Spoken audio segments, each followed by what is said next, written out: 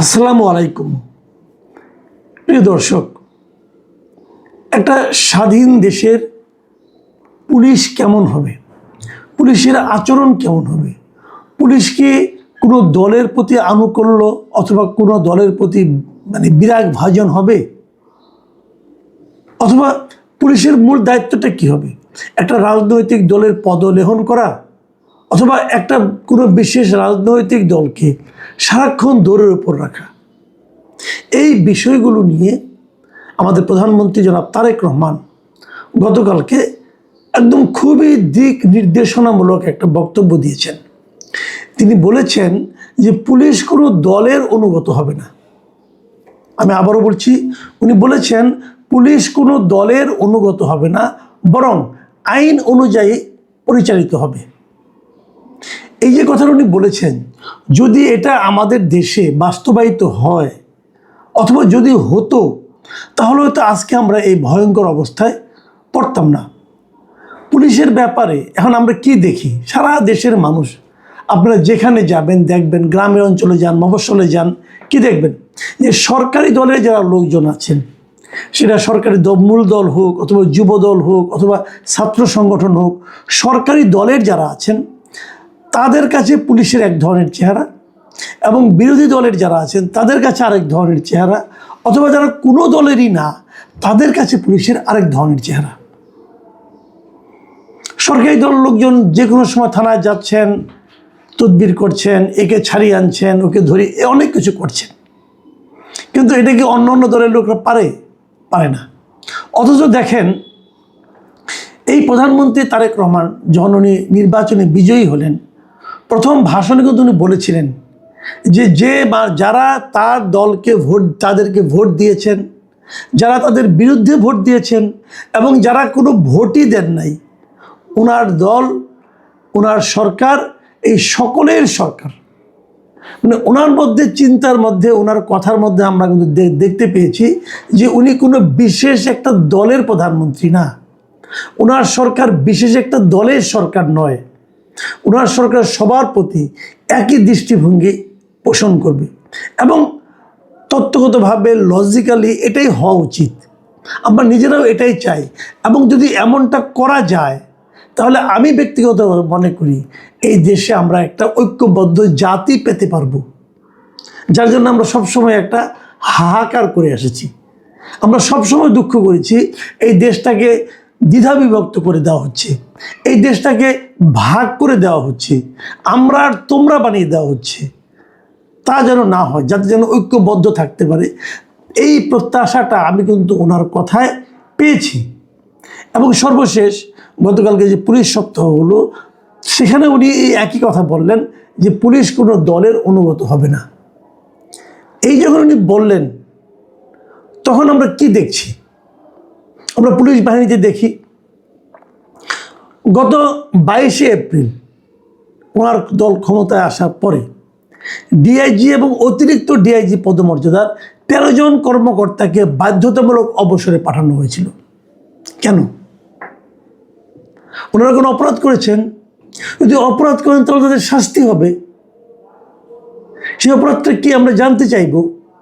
এত বড় পদে থেকে যদি অপরাধ করেন, সেটা জানার অধিকার কি আমাদের সাধারণ মানুষের নাই? অপরাধ আমাদেরকে জানান, ওনারা এই অপরাধ করেছেন। ওনারা কি অপরাধ করেছেন? ওনাদেরকে বাধ্যতামূলক অবসরে পাঠাতে হলো কেন?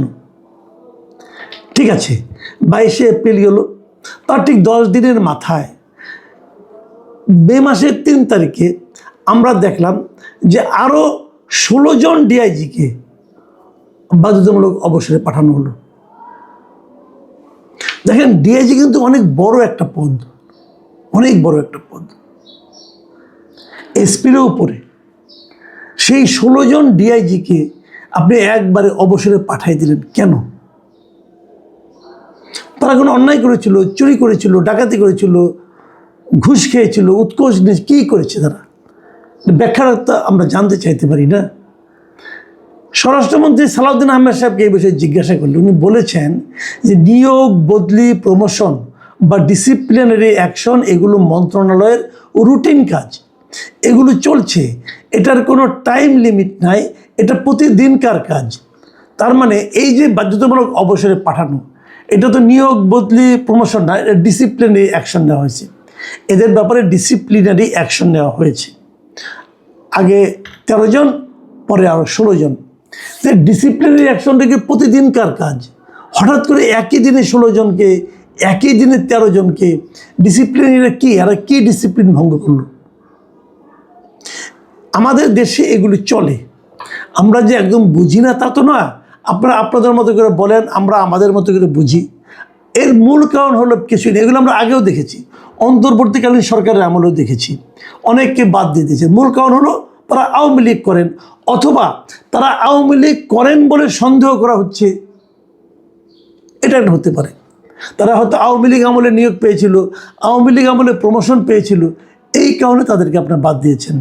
আবার আওয়ামী লীগ আমলে এটা ঘটেছিল, যারা বিএনপি আমলে নিয়োগ পেয়েছিল, যারা বিএনপি করে বলে সন্দেহ করেছিল, তাদেরকে বাদ দিয়ে দিয়েছে। ওটা একটা অন্যায় ছিল। তো ওই অন্যায় যদি আপনিও করেন, তাহলে ওদের সঙ্গে আপনাদের পার্থক্যটা কি? আওয়ামী লীগ আমলেও কিন্তু তৎকালীন প্রধানমন্ত্রী বলতেন যে পুলিশ কোনো দলের হয়ে কাজ করবে না, পুলিশ সবার হয়ে কাজ করবে। তাহলে কি আওয়ামী লীগ আমলের প্রধানমন্ত্রী আর এই বিএনপি আমলের প্রধানমন্ত্রীর কথা কি আমরা একইভাবে ধরব? যখন আওয়ামী লীগ আমলের প্রধানমন্ত্রী বলতেন যে পুলিশ কোনো দলের হয়ে কাজ করবে না, আমরা বিশ্বাস করতাম না। কিন্তু আমরা তো তারেক রহমানের কথাকে বিশ্বাস করতে চাই। তো বিশ্বাস করার যখন আমরা করতে চাই, সেই করার মতো বাস্তবতা, করার মতো ঘটনা প্রবাহ স্বরাষ্ট্র মন্ত্রণালয় কেন তৈরি করছে না? নাকি প্রধানমন্ত্রী নিজেই বলছেন আমি যা বলি তোমরা বিশ্বাস করো না? এই প্রশ্নটা কিন্তু আমরা করব এই কারণে যে এই সরকার মাত্র তার যাত্রা শুরু করেছে। দেখুন, আওয়ামী লীগ আমলে অনেক কিছু হয়েছে, কিন্তু এই এক সপ্তাহের মাথায় এই ডিআইজি, অতিরিক্ত ডিআইজি পদমর্যাদার 29 জনকে বাধ্যতামূলক অবসর দেওয়ার ঘটনা এর আগে এভাবে ঘটেছে কিনা, এটা নিয়ে আমি মনে করতে পারছি না। মাত্র 10 দিনের মাথায় এতগুলো হয়েছে কিনা, এটা আমি আসলে মনে করতে পারছি না। কিন্তু আমাদের বর্তমান সরকারের আমলে এটা ঘটলো। কেবল তাই না, বর্তমান সরকারের আমলে আরেকটা বড় ঘটনা ঘটলো, সেটা আমি আগে কখনো শুনিনি। সেটা কি, যে এই 2014 সাল থেকে যত পুলিশ নিয়োগ হয়েছে, তার মধ্যে 50,000 কনস্টেবলের বাড়ি বাড়ি গিয়ে তদন্ত করা হবে। মানে কী তদন্ত করবেন? যে ওনারা চুরি করে কিনা? চুরি করার জন্য বাড়ি বাড়ি যেতে হবে কেন? বাড়ি বাড়ি যেতে হবে এই কারণে যে আপনারা দেখতে চাইবেন যে এই লোকগুলোর ফ্যামিলিতে কেউ কখনো আওয়ামী লীগ করেছে কিনা, অথবা ওনার বাবা আওয়ামী লীগ করতো কিনা, অথবা উনি ছাত্রলীগ করতেন কিনা, অথবা ওনার ফ্যামিলিতে কেউ আছে কিনা আওয়ামী লীগের, অথবা কীভাবে কী হয়েছে, এই কিছু দেখবেন আপনারা। বাড়ি বাড়ি তদন্ত অর্থটাকে এটা দেখবেন। তো 50,000 2014 সাল থেকে, তার মানে যে লোকটা 2014 সালে পুলিশ কনস্টেবলটা কি একটা ছোট চাকরি ভাই, একদম মানে এন্ট্রি লেভেলের চাকরি, হয়তো ইন্টারমিডিয়েট পাস অথবা এসএসসি পাস, এই একটা কনস্টেবলের চাকরি, সেখানেও দলীয়করণ হয়েছে কিনা এটা আপনি এতদিন পরে দেখতে হবে। ওরা কি আপনার সরকারকে উৎখাত করবে? ওদের উপর আপনার আস্থাটা নাই কেন? ধরেন আপনার আস্থা নাই, ওনাদেরকে বাদ দিয়ে দিলেন, যে এই 50,000 লোক আপনার সরকার সম্পর্কে কি ধারণা নিয়ে জীবনযাপন করবে? তাদের তো আপনি মেরে ফেলবেন না, ওই লোকগুলো এই সমাজেই থাকবে। 50,000 পুলিশকে যদি আপনি বাদ দেন, তাহলে 50,000 পরিবার, এই 50,000 পরিবারে যারা সদস্য আছে তারা সবাই সহ আপনার সরকার সম্পর্কে কি ভাববে? আমি ধরে নিচ্ছি এই 50,000-এর 50,000-ই ধরেন আওয়ামী লীগের লোকজন, ধরলাম এদের ফ্যামিলিতে কেউ না কেউ আওয়ামী লীগ আছে, তাদেরকে যদি আপনি কিছুই না বলে চাকরিতে রাখেন, তারা বরং আপনাদের প্রতি কৃতজ্ঞ থাকবে, ভাববে যে আমরা যে দলকে আগে সমর্থন করতাম সেই দলের কী আচরণ ছিল, তার বিপরীতে এই দলের আচরণটা কি। তারা চাকরি রক্ষা করতে চাইবে এবং তারা আপনাদের দল সম্পর্কে একটা ইতিবাচক মনোভাব পোষণ করবে। কিন্তু সেটা না করে আপনি তাদের সরাসরি আপনাদের সম্পর্কে একটা প্রতিহিংসামূলক মনোভাব তৈরি করার জন্য আপনি তাদেরকে বাধ্য করতেছেন। হয়তো সবাইকে বাদ দেবেন না, কিন্তু যতদিন পর্যন্ত এই যাচাই বাছাই চলবে, এর মধ্যে এই পরিবারগুলোর উপর দিয়ে কী চলবে একবার ভেবেছেন? এবং আরেকটা জিনিস কী হবে, প্রচুর টাকা পয়সার লেনদেন হবে। যাদেরকে দিবেন তদন্ত করতে তারা টাকা খাবে, যে বলবে যে তোমাকে আমি আওয়ামী লীগ বানাই দিব, আমাকে 50,000 টাকা দাও, আমাকে 1 লাখ টাকা দাও, এই চলবে। এগুলো তো দেখে দেখে আমরা অভ্যস্ত। পুলিশ ভেরিফিকেশনের সময় কী হয়? এগুলিই হয়। টাকা দিলেই ভেরিফিকেশন ঠিক, টাকা না দিলে ভেরিফিকেশন খারাপ। এগুলো আমরা দেখিনি, আপনারা জানেন না এগুলো। আপনারা তো ভিন দেশে থাকেন না, আপনারা তো ভিন গ্রহের লোক নয়, তাহলে এগুলো আপনারা কেন করেন? আমার কথা হলো, যেটা বলবেন সেটা করবেন, যেটা করতে পারবেন না সেটা বলবেন কেন? আমি আরেকটা উদাহরণ দিয়ে শেষ করি। আবারও বলছি, প্রধানমন্ত্রী বলেছেন পুলিশ কোনো দলের হবেন না। তো ওনার উপস্থিতিতে আজকে রাজধানীতে তেজগাঁও প্রধানমন্ত্রীর কার্যালয়ে শাপলা হলে একটা অনুষ্ঠান হয়েছে। সেখানে আবেগঘন একটা বক্তৃতা দিয়েছেন ঢাকা রেঞ্জের ডিআইজি রেজাউল করিম মল্লিক। বক্তৃতাটা আমরা শুনেছেন মোটামুটি। সেখানে উনি কী বলেছেন? সেখানে প্রধানমন্ত্রী ছিলেন, স্বরাষ্ট্রমন্ত্রী ছিলেন, স্বরাষ্ট্র সচিব ছিলেন, পুলিশের আইজিপি ছিলেন। এদের সবার সামনে এই রেজাউল করিম মল্লিক কী বলেছেন? উনি বলার চেষ্টা করেছেন, একদম স্পষ্ট করে বলেছেন যে উনি কিভাবে জাতীয়তাবাদী আদর্শের রাজনীতির সঙ্গে জড়িত ছিলেন যখন বিশ্ববিদ্যালয়ে পড়তেন। তারপরে সেই কারণে তার চাকরি হওয়ার পর আওয়ামী লীগ আমলে তাকে সরিয়ে দেওয়া হয়েছিল। 98 সালে ওনার চাকরি হয়, তখন 98 সালে তাকে সরাই, আরও আগে চাকরি হয়, 98 সালে তাকে চাকরি থেকে সরিয়ে দেওয়া হয়। তারপরে বেগম জিয়া যখন ক্ষমতা আসলো 2001 সালে, তখন তাকে আবার চাকরিতে ঢোকানো হলো, এবং তারপরে পুরো আওয়ামী লীগ আমলে তিনি চাকরি করে গেছেন। ওনার প্রমোশন বঞ্চিত করা হয়েছে, হ্যান হয়েছে, তেন, সব কাহিনী বললেন।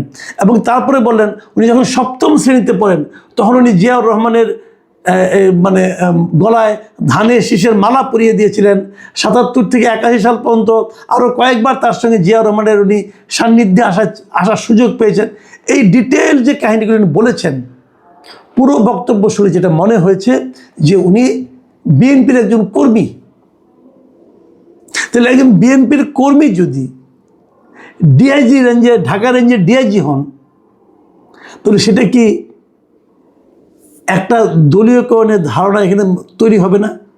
তার সঙ্গে যত লোক চাকরি করবে তার অধীনে সবাই তো বিএনপির কর্মী হওয়ার জন্য এখানে একটা কম্পিটিশনে নামবে। তাহলে এই যে সবাইকে আপনি বিএনপি কর্মী বানাচ্ছেন, দেখেন আমি সরকারকে বলবো, আপনি বলেছেন যে দলীয় কর্মী হওয়ার দরকার নেই, দলীয় পুলিশ হওয়ার দরকার নাই। তো এই লোক তো নিজে ঘোষণা দিয়ে দলীয় পুলিশ। ঢাকা রেঞ্জের ডিআইজি সাহেব তো দলীয় পুলিশ, যেহেতু উনি নিজে প্রধানমন্ত্রীর উপস্থিতিতে ঘোষণা দিয়ে দিলেন, উনি না দিয়ে দিলেন। ধরা যাক, কথার কথা, হাইপোথেটিক্যালি ধরা যাক 5 বছর পরে এই সরকার থাকলো না, উনি না তখন চলে যাবেন, কিন্তু ওনার সঙ্গে যারা কাজ করবেন তারা সবাই তো এখন জাতীয়তাবাদী পুলিশ হওয়ার জন্য মোটামুটি একটা কম্পিটিশনে নামবেন। কিন্তু এদের অনেকে হয়তো তখন চাকরি থাকবে, তো তাদের চাকরিটার কী হবে ভাই? আমাদের এখানে সমস্যাটা হলো, যারা ক্ষমতায় যান তারা ভাবেন তারা বোধহয় অনন্তকাল ক্ষমতায় থাকবেন। অনন্তকাল কেউ যে ক্ষমতায় থাকে না, এটা শেখ হাসিনাই কিন্তু প্রমাণ করে গেছেন। ওনার দল উনি থাকতে পারেন নাই। কাজে এমন কাজ কেন করবেন যে আপনারা চলে যাওয়ার পর তাদের লোকগুলি, ওই লোকগুলি বিপদগ্রস্ত হয়? আমি এই সমস্ত বিষয়ে সরকারের দৃষ্টি আকর্ষণ করছি। সরকারি দৃষ্টি আকর্ষণ করে লাভ নাই, আমি প্রধানমন্ত্রীর দৃষ্টি আকর্ষণ করছি। কারণ আমার কাছে মনে হচ্ছে প্রধানমন্ত্রী যা বলছেন, যা করতে চাইছেন, তার দল এবং তার সরকার সেটাকে ঠিকভাবে অনুসরণ করতে পারছে না। এটা আমার ধারণা। আমি এই ধারণাটা, আমার এই ধারণাটা মিথ্যা প্রমাণিত হোক, এটাই চাই। প্রিয় দর্শক, এখন এ পর্যন্তই। আল্লাহ হাফেজ।